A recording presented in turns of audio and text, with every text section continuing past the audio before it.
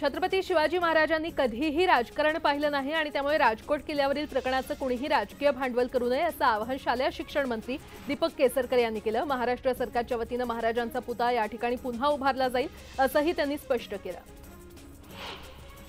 सिंधुदुर्ग किल्ल्यातील मालवणमध्ये छत्रपती शिवाजी महाराजांचा पुतळा कोसळल्यानंतर जवळच्याच सार्वजनिक बांधकाम विभागाच्या कार्यालयावर दगडफेक करण्यात आली। मालवणमधील पीडब्ल्यूडी कार्यालयाची आमदार वैभव नाईक यांनी तोडफोड केली। कोल्हापुरात महाविकास आघाडी आक्रमक झाल्याचं पाहायला मिळालं। राजकोट किल्ल्यावर शिवाजी महाराजांचा पुतळा कोसळल्याप्रकरणी महाविकास आघाडीकडून कोल्हापुरात जोरदार निदर्शनं करण्यात आली। यावेळी सरकारविरोधात जोरदार घोषणाबाजी करत निषेध करण्यात आला। शिवरायांच्या पुतळ्याचं काम ठाण्यातील कंत्राटदाराला दिलं। महाराजांच्या कामात किती कमिशन खाल्लं असा सवाल करत विरोधी पक्षनेते विजय वडेट्टीवार यांनी सरकारला जाब विचारलाय। या कंत्राटदाराला ब्लॅक लिस्ट करा अशी ही मागणी त्यांनी केली आहे। आकारहीन आणि शिल्पशास्त्राला अनुसरून नसलेला आणि घाई गडबडीत उभारलेला शिवरायांचा हा पुतळा बदलावा अशी मागणी पत्राद्वारे केली होती असं म्हणत संभाजीराजे छत्रपती यांनी भावना व्यक्त केली आहे। तसंच उशीर होऊ द्या पण शास्त्रोक्त पद्धतीने स्मारकाची पुनर्बांधणी झाली पाहिजे अशी ही मागणी त्यांनी केली। बांधणीनंतर वर्षभरातच पुतळा कोसळणं हा शिवरायांचा अपमान असल्याची प्रतिक्रिया खासदार सुप्रिया सुळे यांनी दिलेली आहे। तसंच या पुतळ्याचं काम निकृष्ट दर्जाचं का झालं यासह इतर अनेक गोष्टींची कसून चौकशी झाली पाहिजे अशी देखील मागणी त्यांनी केली। शिवरायांच्या पुतळ्याचं काम करणाऱ्याला जेलमध्ये टाकलं पाहिजे अशी संतप्त प्रतिक्रिया मराठा नेते मनोज जरांगे यांनी दिलेली आहे। तसंच हे कंत्राटदार दर्जाचं नसून फक्त पैशासाठी काम करतात अशी टीका देखील त्यांनी केली। मुंबई ठाणे आणि नवी मुंबईमध्ये थरावर थर रचत दहीहंड्या फोडण्यासाठी गोविंदा पथकं सज्ज झालेली आहेत। आज ढाकूमुकुमच्या तालावर सगळी मुंबापुरी गोविंदामय होणार आहे। सकाळपासून फुटणाऱ्या हंड्या आणि सेलिब्रिटींच्या तालावर थिरकणारे गोविंदा आणि त्यांना साथ देणारे मुंबईकर अशा उत्साही वातावरणात मुंबई न्हाऊन निघणार आहे। आजही मुंबईमध्ये पाऊस कोसळण्याची शक्यता मुंबई प्रादेशिक हवामान खात्यानं वर्तवली आहे आणि त्यामुळे आता गोविंदांना दहीहंडीचा थरार भर पावसात भिजत दाखवावा लागणार आहे। दहीहंडीच्या अनुषंगाने शहरात पोलीस यंत्रणा सज्ज झाली असून उत्सवादरम्यान कोणताही अनुचित प्रकार घडणार नाही याची खबरदारी घेतली जाते आणि त्यासाठी मोठ्या उत्सवाच्या ठिकाणी सीसीटीव्ही देखील बसवण्याच्या सूचना पोलिसांमार्फत आयोजकांना करण्यात आलेल्या आहेत। मुंबईत दहीहंडीचा उत्साह ओसंडून वाहतोय। मात्र दहीहंडी दरम्यान थर लावताना कोसळून गोविंदा जखमी होतात। त्यामुळे गोविंदा पथकांना विमा कवच दिलं जातं आणि गेल्या वर्षी 95,000 गोविंदांचा विमा उतरवण्यात आला होता। यांना 1 लाख गोविंदांची विमा नोंदणी अपेक्षित होती। सरकारनं जाहीर केलेल्या 75,000 गोविंदांच्या मोफत विम्यासह यंदा 1,324 मंडळातील 1 लाख गोविंदांनी विमा नोंदणी पूर्ण केली आहे। दहीहंडीचा उत्सव झाल्यानंतर गणेशोत्सवाची लगबग सुरू होईल। या उत्सवादरम्यान होणाऱ्या अपघातांमुळे जोखीम वाढली आणि त्यामुळे या काळात विमा घेण्याचं प्रमाण देखील वाढले। तब्बल 20,000हून अधिक गोविंदांनी विमा सुरक्षा घेतल्याचं दिसून येतंय।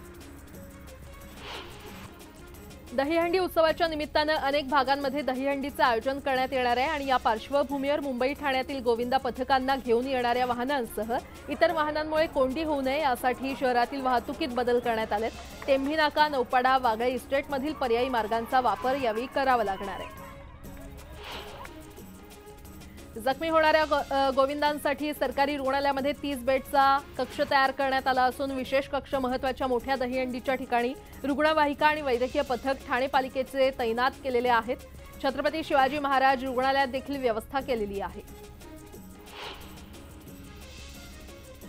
दरवर्षी दहीहंडी फोडताना मोठ्या प्रमाणात गोविंदा जखमी होतात आणि या गोविंदांना तातडीनं वैद्यकीय उपचार मिळावेत यासाठी मुंबईतील राज्य सरकारबरोबरच महानगरपालिकेची रुग्णालयं सज्ज झालेली आहेत। बदलापुरातील 2 अल्पवयीन मुलींवरील अत्याचाराच्या निषेधार्थ बदलापूरसह डोंबिवलीतील मनसेच्या मानाच्या दहीहंड्या रद्द केल्याची घोषणा मनसे आमदार राजू पाटील यांनी केली आहे। रोजच्या आमटी भाजीला लागणारा लसूण पुन्हा एकदा महागला असून त्याचे दर प्रति किलो 400 रुपयांच्या उंबरठ्यावर पोहोचलेत। लसणाचं उत्पादन कमी झाल्यामुळे हा फटका बसत असून ते दर 600 रुपयांवर जाण्याची शक्यताही विक्रेत्यांनी व्यक्त केली आहे। राज्यातील विविध घाऊक बाजारात लसूण 200 ते 250 रुपये प्रति किलोनं विकला जातोय। चाकणसह जिल्ह्यातील किरकोळ बाजारात लसणाचे बाजारभाव 350 ते 400 रुपये प्रति किलो आहेत। चढ्या बाजारभावामुळे गृहिणींची चिंता वाढली आहे। सोयाबीन नंतर आता मुगालाही कवडीमोल भाव मिळतोय। केंद्र सरकारनं जाहीर केलेले हमीभाव 8,682 रुपये प्रति क्विंटल आहे, पण शेतकऱ्यांना सध्या जेमतेम 7,000 रुपये दर मिळतोय। बाजारात आवक वाढताच दरात आणखी घसरणीची भीती आहे। पुणे आणि अहमदनगर बाजारात टोमॅटोची सर्वाधिक आवक झाली आहे। राज्यातील बाजार समितीमध्ये टोमॅटोची 13,000 क्विंटलने आवक झाली आहे। यात सर्वाधिक आवक ही पुणे आणि अहमदनगर जिल्ह्यात झाली आहे। टोमॅटोला सरासरी 1,000 पासून ते 2,700 रुपयांपर्यंत दर मिळाला आहे।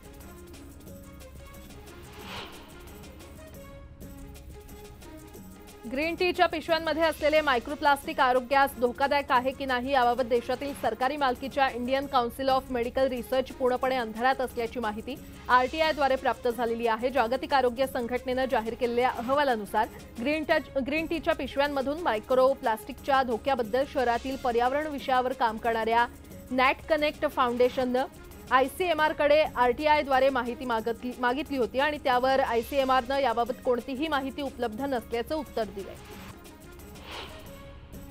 केंद्र सरकारने मंत्रिमंडळात 24 ऑगस्टला युनिफाईड पेन्शन योजना मंजूर केली आहे। 1 एप्रिल 2025 पासून ती लागू होणार असून मध्य रेल्वेत कार्यरत 70,778 कर्मचाऱ्यांना या योजनेचा लाभ मिळेल अशी माहिती रेल्वेच्या शीर्षस्थ अधिकाऱ्यांनी दिली आहे। कोकणात जाणाऱ्या भाविकांसाठी एक चांगली बातमी आहे। पश्चिम रेल्वे लवकरच मडगाव बांद्रा टर्मिनस मडगाव ही एक्सप्रेस सुरू करणार आहे। ही एक्सप्रेस आठवड्यातून 2 वेळा धावणार आहे। गणेशोत्सवाच्या पार्श्वभूमीवर ही एक्सप्रेस सुरू होणार असल्याने कोकणात जाणाऱ्या भाविकांना दिलासा मिळणार आहे। एमएमआरडीएने ठाण्यातील वाहतूक कोंडीचा प्रश्न सोडवण्यासाठी ठाणे खाडी किनारा मार्ग प्रकल्प हाती घेतला। या प्रकल्पाचं काम सुरू करण्याच्या दृष्टीने एमएमआरडीएने निविदा प्रक्रिया राबवली आहे। लवकरच निविदा अंतिम होण्याची शक्यता आहे। तर दुसरीकडे या प्रकल्पासाठीचं भूसंपादन देखील अंतिम टप्प्यात आहे। ठाणे महानगरपालिकेने या प्रकल्पासाठी 92% भूसंपादन पूर्ण केलंय। बदलापुरातील मुलींवरील अत्याचाराचं संपूर्ण राज्यासह देश हादरून गेलेला होता आणि त्यानंतर राज्य सरकारने सखी सावित्री विशाखा समिती आणि शाळांमध्ये सीसीटीव्ही बाबत आढावा घेण्यात आला। तर ठाणे जिल्ह्यातील शाळांचा देखील आढावा घेण्यात आला। यामध्ये जिल्ह्यातील 4,782 पैकी 3,013 शाळांमध्ये ही यंत्रणा कार्यरत असल्याची माहिती समोर आली आहे। तर सुमारे 37% म्हणजेच 1,769 शाळांमध्ये सीसीटीव्ही कार्यरत नसल्याची गंभीर बाब समोर आली आहे। सर्वसामान्यांच्या हक्काच्या घराचं स्वप्न पूर्ण करण्यासाठी म्हाडाने 2030 घरांच्या विक्रीसाठी सोडत जाहीर केली आहे। मात्र मुंबईकरांनी त्याकडे पाठ फिरवली असून गेल्या 17 दिवसात केवळ 21,421 अर्ज म्हाडाकडे आलेले आहेत। तर 14,082 जणांनी अनामत रक्कम भरलेली आहे।